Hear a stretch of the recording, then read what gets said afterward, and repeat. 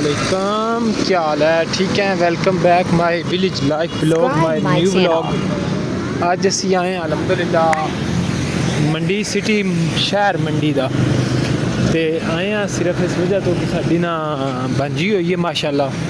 तो मैं तो लंगर किया, लंगर करके मैं स्टिंग पीवीए ते स्टिंग पीने तो बड़ा कमाल का हॉस्पिटल है, बहुत ही कमाल का बनिया, कमाल का पता नहीं सर्विस की हो जाइए वे ओवरसीज़ हॉस्पिटल बहुत कमाल का। स्टिंग आए आए तो खुल जा सिम सिम खोल अंदर चलने काउंटर पे पैसे देने हैं।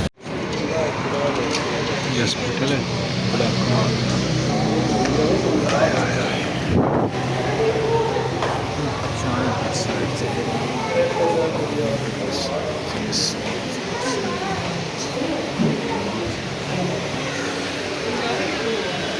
बहुत ही कमाल का हॉस्पिटल है माशाल्लाह।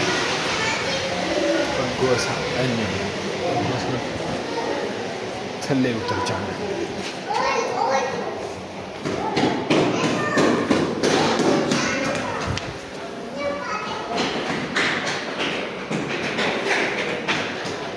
अगों साडा आ जाता है कमरा।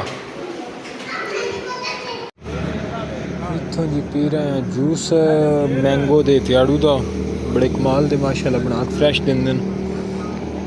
उन्होंने आख्या बाहरन बना देंदे न, पैन बना देना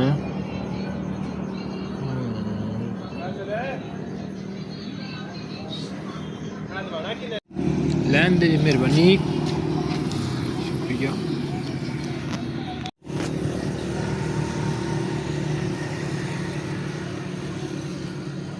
कमाल दा सही, कमाल दा सही सही।